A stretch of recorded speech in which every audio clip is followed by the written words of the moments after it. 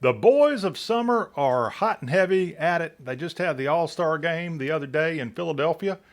And with baseball in mind, specifically Major League Baseball, I thought I would do something interesting here on this podcast, and that's salute one of our southern based teams. And boy, they are barely in the South with their southern basedness, but attaboy to the St. Louis Cardinals because they've got a lot of fans here in the Southeast.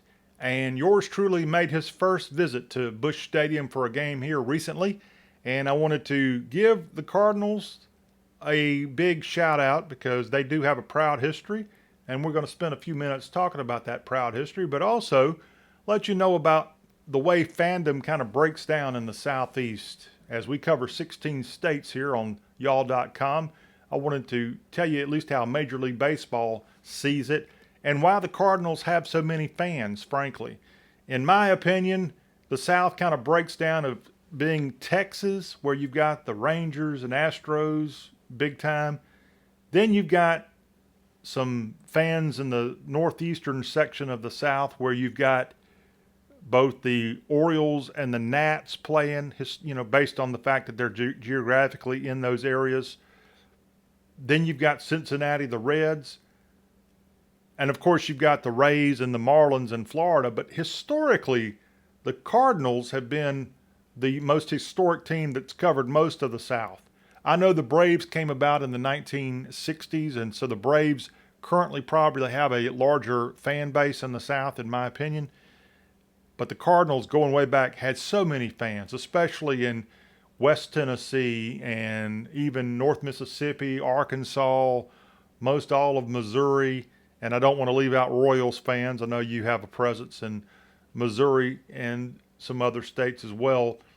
But the Cardinals, with that long history of being on the radio, and they've been around since the 1800s, that's why so many, especially old timers, kept up with the St. Louis Cardinals. And to their credit, the Cardinals have had a lot of success.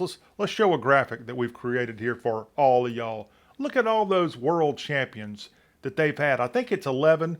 Let me do some math here. 1, 2, 3, 4, 5, 6, 7, 8, 9. Yeah, 11-time world champions, with the most recent one back in 2011. But they've had so many great players through the years. And here at the Y'all Show, we salute the Redbirds, if you will, and the success that they've had with Bob Gibson, Albert Pujols, of course, Mark McGwire, although he's, I guess, banned from going into Hall of Fame. Who can forget the home run derby that he and Souza had back in the 90s with the tremendous year both had with home runs? And you have so many great players, some of which have come from the South, like Memphis' own Tim McCarver, who went on to play with the Cardinals for a long time and went into broadcasting. The St. Louis Cardinals, truly a tradition in Major League Baseball, but for many Southerners, they are a tradition, and that's why here at the Y'all Show, we wanted to give the Cards a little credit, a little love, because they have certainly earned it with the success that they've had. And just from my own experience of going to St. Louis, classy fans. I certainly don't claim to be a Cardinal fan, but everybody almost was decked out in red apparel with Cardinals logos when I went to the game. And we know that they've got one of the best stadiums in Major League Baseball, the modern Busch Stadium. I think it's Busch 3, they call it, because the previous Busch Stadium, which sat on some of that same land, torn down to create what we know of as the current Busch Stadium, which has been there about 20 years. And I know baseball fans really get into stats, that ones that are really into baseball, so I don't really want to butcher this too bad. I certainly am not going to be claiming to be expert and send me to Cooperstown, which, by the way, the Cooperstown Hall of Fame induction just happened over the weekend. Kudos to people that were able to make it into the hall, like Andrew Jones of the Braves, for example. I don't think the Cardinals had anybody get in there this time. But the Cardinals, again, with the fan base that they have in St. Louis, a classic American city with the arch right there in the background. I will tell you, by the way, if you haven't been to St. Louis lately, and you want to go up in the arch, that's run by the National Park Service, and they allow you to go up in a tram into the top of the arch, but you've got to have reservations, and it's also a ticketed deal. You've got to pay for it. That's not a problem. The problem is so many people want to go up there that you've got to book it kind of in advance. You can't just show up thinking you might be able to go up. You've got to go on to the National Park Service's St. Louis Arch portal and book your tickets. I don't know how much they are. When I saw that the whole next day and the day that I was there was already filled, I said, the heck with it. I'll come back in another century. And also, I'm not really a big fan of heights, so I don't know how well I would have been able to handle the arch. But it's an awesome, awesome scene right there on the banks of the Mississippi, and you can easily see it right there inside the baseball stadium. But back to the fans, classy fans. Of course, I wasn't there for our rivalry game when they play teams like the Cubs, which they're playing this week. I think they're even playing right now, perhaps. That is awesome to see. In fact, the guy that worked at the stadium told me, oh, you need to be here when the Cubs come to town. That's one of the great rivalries in baseball. I would probably put it at number 2 behind only the Yankees and Red Sox, the Cardinals and Cubs, because they have a long, long history of hating each other. And that's a good thing in baseball. But there's a look at some of the history. And if we go to the website that's got some info on Cardinals history, I want to pull up this graphic because I think it's important to see what it has to say about, let's see here, what it has to say about Cardinals history. And there we go. I knew I'd get it somehow. Let's pull that over. And there you have Stan Musial. Stan the man, of course, one of the club's all-time leader in games played, runs, and truly a legend in baseball. Stan the man, a leader for them. And this is a major league team going back to the 1800s, 1880s when they were founded, and just the incredible. I mean, go to Cardinals.com and check out this page I'm looking at here that shows all of the tremendous Cardinal players through the years. And if you go to like just home run leaders for the Cardinals, you can check on this and see that Stan the man, with all of the home runs, he had 475 for his career. But Albert Pujols was among the leaders of the Cardinals throughout history. And then you've got Ken Boyer, third baseman who played many years ago. Jim Edmonds, center fielder, great player. And then the aforementioned Mark McGwire, Rogers Hornsby, one of the great Cardinal players. Yadier Molina, one of the more recent players for the Birds, among the leaders of this historic franchise. But the St. Louis Cardinals, it's an affordable ticket. If you can get to St. Louis, go check it out. Again, MLB.com/Cardinals is one way you can go see this. Now, if you are not a Cardinals fan, and again, I'm not a Cardinals fan, it's just something as a Southerner, as a sports person to some degree, you got to kind of check off your bucket list. So I can check that off, and again, would love to knock out all the major league ballparks. In fact, when I was at the game the other day, they were playing the D-backs, and the catcher, I think it's Brian McCann of Braves fame's brother, is a player for the Diamondbacks, McCann, and his kids were there. They'd flown in from Phoenix, and I saw them right in front of me go out on the field when the game was over, and he's got young kids. I'm talking 10, 15 years old girls, I think they were. I wasn't paying that much attention, but I just saw the back of the jerseys. It said McCann. Pretty cool.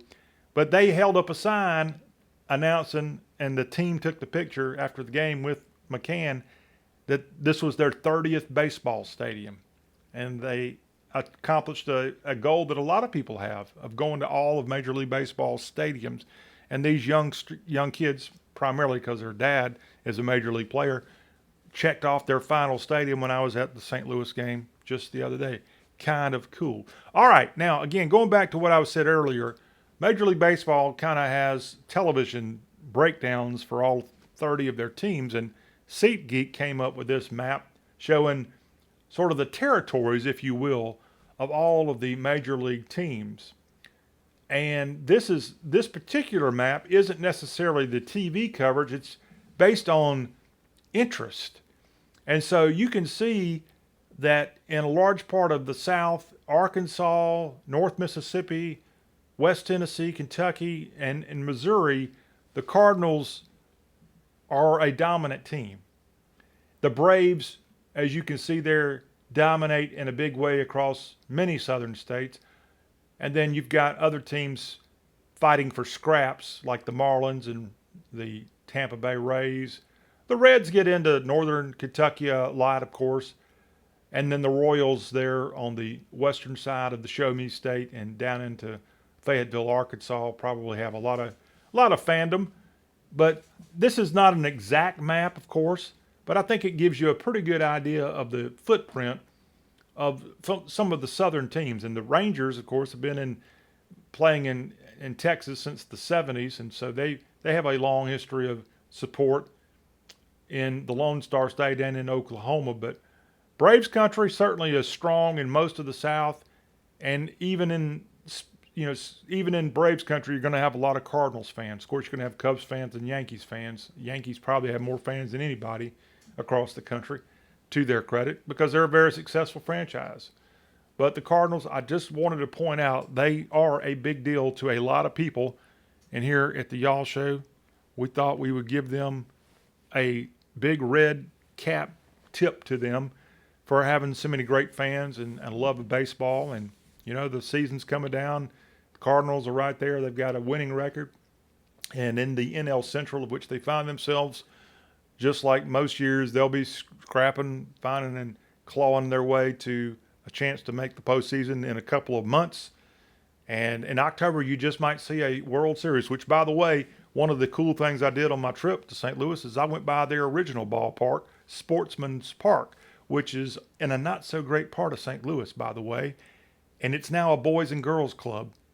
But the Cardinals actually shared that stadium with the former St. Louis Browns. And that's a whole nother podcast I'm going to do. I'm actually a fan of the St. Louis Browns, which left St. Louis in the 50s to go to Baltimore to become the Orioles. But I just love the Browns history. And Sportsman's Park was a big part of St. Louis sports history for more than 50 years. And I had a chance to stop by there while I was in St. Louis the other day and see that great piece of history. But yes, as you can see from that map, you didn't see White Sox fans getting a lot of love on there and teams like the Angels. So the Cardinals are definitely a big force in baseball fandom.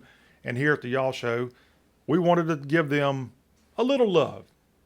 And we want you to give us a little love here. Don't forget to find us on YouTube, as well as you can find us on X at The Y'all Show. And feel free to email us anytime at y'allshow@y'all.com. And our website is y'all.com. Until we see you at the ballpark, y'all, thanks for being our big slugger in this case. And good luck, Cardinals.